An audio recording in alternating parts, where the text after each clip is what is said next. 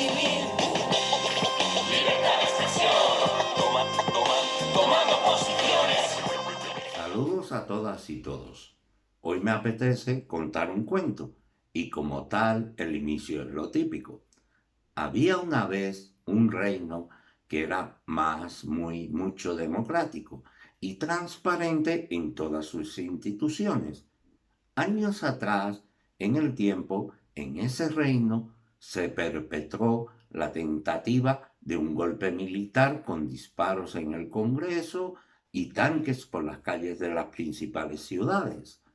Según cuenta la leyenda, el soberano que reinaba y además ostentaba el cargo de jefe del Estado y el mando supremo de las Fuerzas Armadas, las mismas que daban el golpe, en esos tiempos Asiago puso orden y acabó con los golpistas con solo salir por la televisión después de varias horas transcurridas en plena madrugada y que con gran gallardía y aplomo dijo: ante la situación creada por los sucesos desarrollados en el Palacio del Congreso y para evitar cualquier posible confusión, confirmo que he ordenado a las autoridades civiles y a la Junta de Jefes de Estado Mayor que tomen todas las medidas necesarias para mantener el orden constitucional dentro de la legalidad vigente.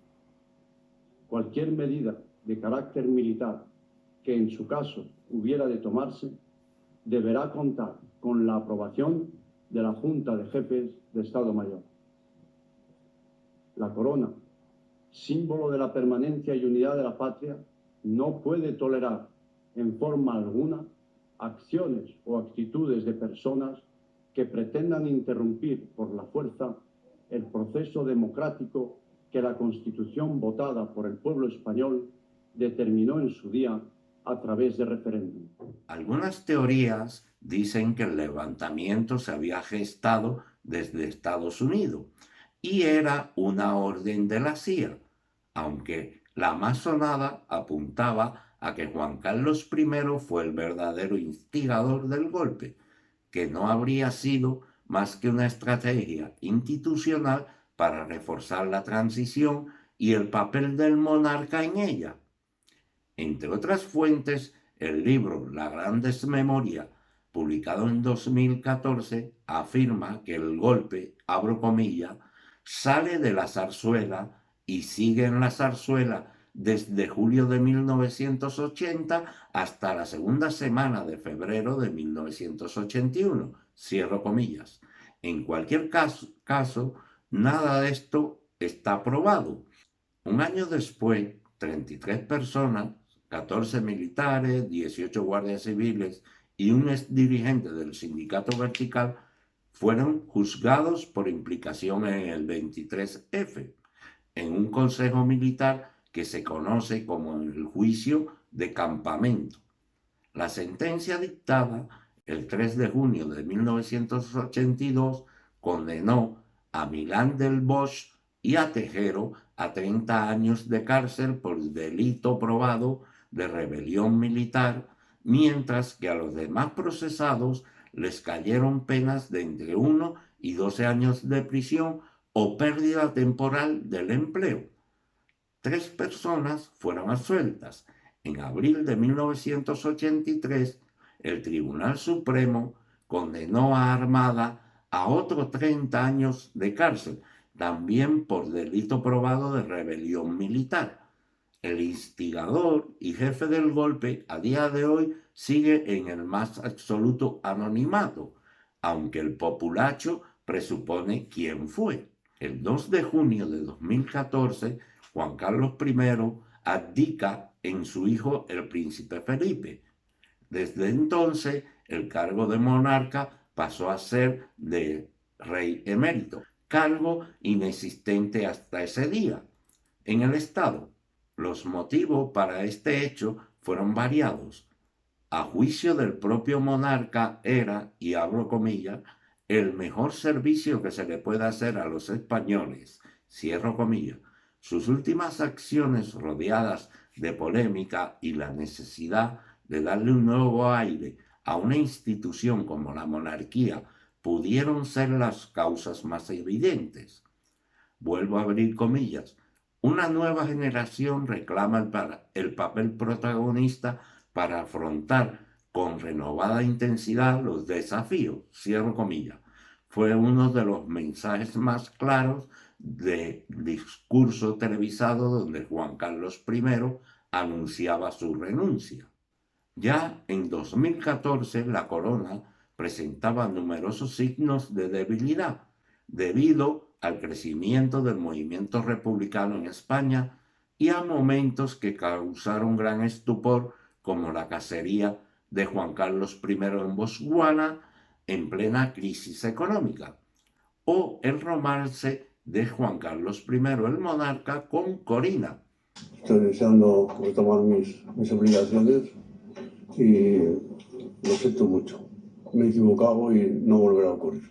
Además, en publicaciones españolas y europeas saltaba una noticia hace apenas un mes que volvería a poner en entredicho las finanzas de la corona española.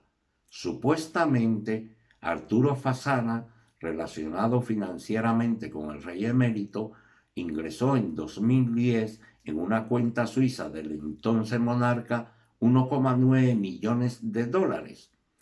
Un dinero que habría recibido unas semanas antes de manos del rey de Bahrein, Hamad bin Isa Al Khalifa, cuando asistió al primer Gran Premio del Mundial de Fórmula 1.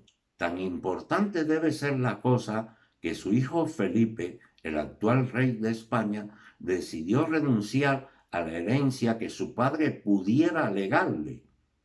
En 2021 nos encontramos que el pasado 23 de febrero se conmemora por primera vez con festejos y pompas a todo lo alto en el Congreso de los Diputados y Diputadas, con la presencia del actual monarca y jefe del Estado, el gobierno en pleno.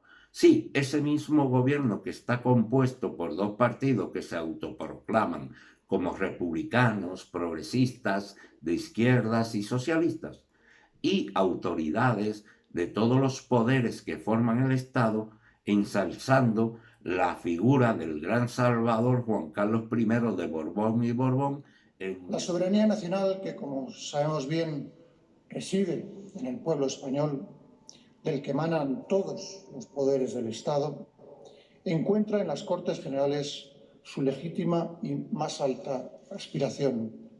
Hace hoy 40 años España vivió un ataque de extraordinaria gravedad contra su sistema democrático de derechos y libertades. Al recordar aquellos momentos, quiero, con gran admiración y gratitud, significar en la persona del presidente del Gobierno, Adolfo Suárez González, el rey Juan Carlos I asumió como jefe del Estado su responsabilidad y su compromiso con la Constitución.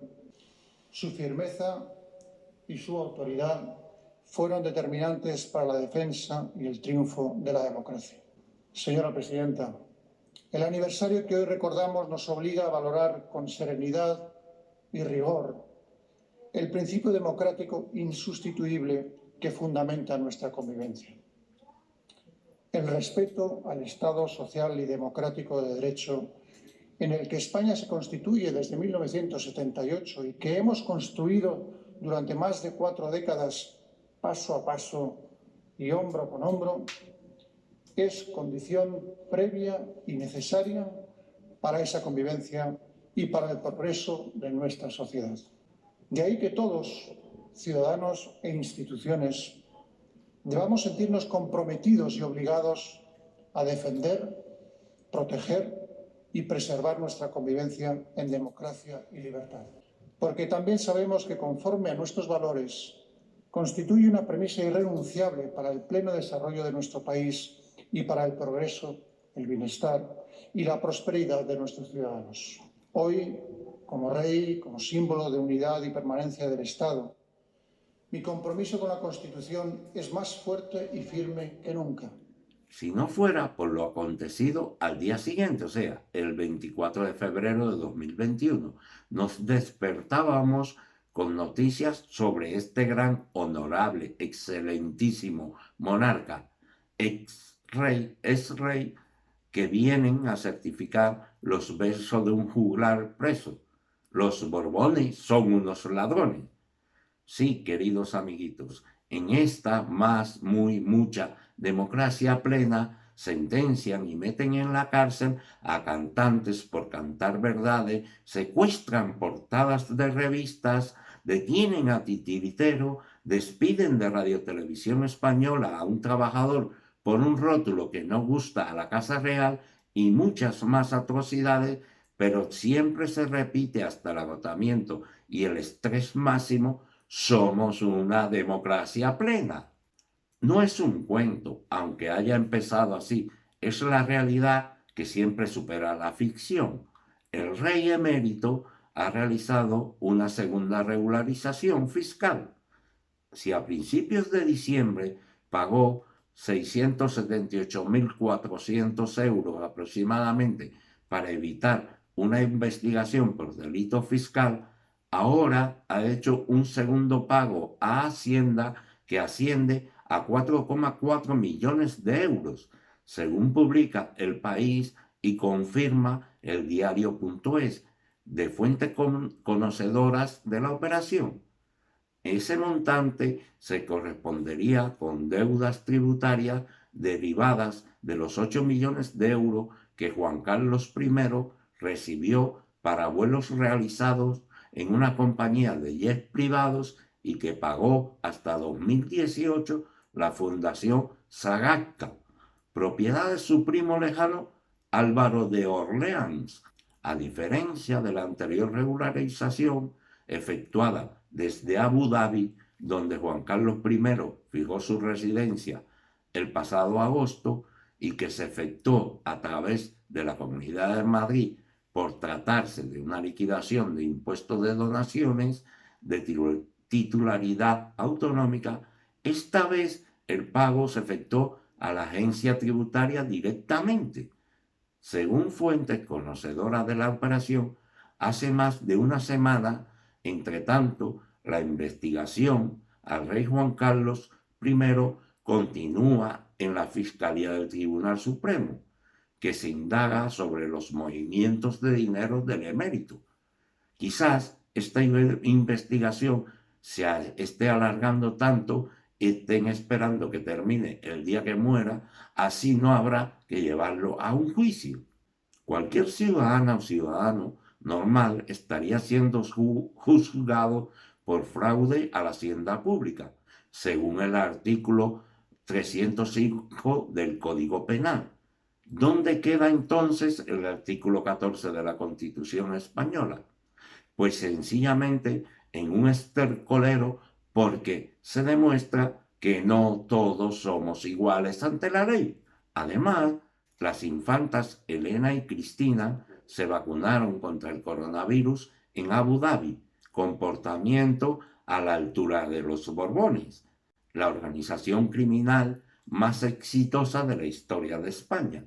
Miles de personas pobres recorriendo miles de kilómetros apilados en cayucos, huyendo de guerras o del hambre para poder trabajar y tener una vida digna como cualquiera, mientras dos personas ricas recorriendo miles de kilómetros escoltadas en avión para poder ver a su padre fugado y vacunarse mucho antes que cualquiera.